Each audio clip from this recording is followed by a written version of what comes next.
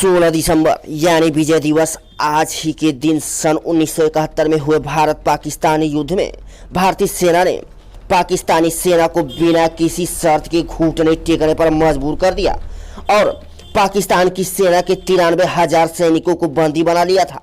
सिर्फ इतना ही नहीं, उस युद्ध का एक नतीजा यह भी निकला कि पाकिस्तान का एक हिस्सा बांग्लादेश, जो उस समय पूर्वी पाकिस्तान था, उससे हमेशा के लिए अलग हो गया और दक्षिण एशिया में बांग्लादेश के नाम से एक नया मुल्क अस्तित्व में आया। आज ही के दिन पूर्वी मोर्चे पर पाकिस्तानी सेना के चीफ जनरल आमिर अब्दुल्ला खान नियाजी ने पराजय स्वीकार करते हुए 93,000 पाक सैनिकों के साथ भारतीय सेना के समक्ष बांग्लादेश के ढाका में आत्मसमर्पण किया। भारतीय सेना की अगुवाई में उस समय जनरल जगदीश सिंह अरोड़ा कर रहे थे। इस युद्ध में भारतीय सेना के कितने जवान शहीद हुए, कितने घायल हुए और किस तरह से भारतीय सेना ने पाकिस्तान को घुटनों पर ला दिया। 1971 के इसी युद्ध में अपना योगदान देने वाले 1958 बैच के तत्कालीन कर्नल अमर सिंह से आप भी सुनिए इस युद्ध की पूरी कहानी कर्नल अमर सिंह की जुबानी। देखिए पूरी रिपोर्ट हमारे संवाददाता बुलंदशहर से सतीश कुमार के साथ। लिखा हुआ उस पर नेफा 62।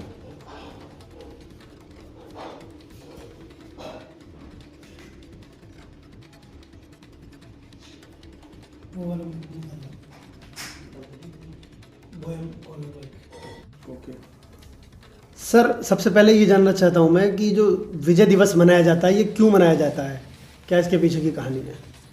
आज का दिन भारतीय सेना में और पूरे देश में विजय दिवस के रूप में मनाया जाता है। आज ही के दिन 1971 में बांग्लादेश में पाकिस्तान आर्मी ने आत्मसमर्पण किया था और उस आत्मसमर्पण के उपलक्ष्य में ये विजय दिवस पूरे देश में मनाया जाता है, जिसमें हमारी तीनों सेनाओं ने हिस्सा लिया था, आर्मी, नेवी, एयरफोर्स।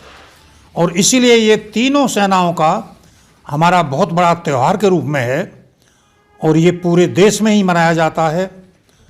और इसी संदर्भ में हम कल 17 दिसंबर को विजय दिवस मना रहे हैं और 1971 में जिन लोगों ने इस लड़ाई में हिस्सा लिया था या जिनके परिवारों ने, अपने नज़दीकियों ने बलिदान दिया है, उनको भी सम्मानित करेंगे।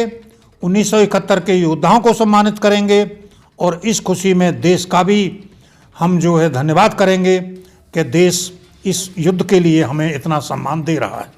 तो जो उस समय युद्ध हुआ था और कितने हमारे जो सैनिक थे वो गए थे और किस तरह से युद्ध हुआ, कितने लोग उसमें शहीद हुए, घायल हुए, क्या कुछ रहा था उस वक्त? इस सारे ऑपरेशन में लगभग 7 महीने का समय लगा था, मार्च से लेकर के दिसंबर तक।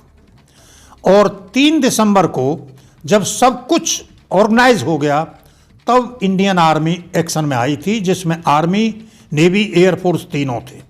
और केवल 13 दिन की लड़ाई में पाकिस्तान ने घुटने टेक दिए और उसमें बहुत नुकसान हुआ और उसी की वजह से बांग्लादेश का उदय हुआ, क्योंकि पाकिस्तानी आर्मी पूरी कैद कर ली गई थी। 93,000 आदमियों को, सैनिकों को कैद करके हम भारत में ले आए थे और उनको 1 साल तक यहाँ कैद रखा।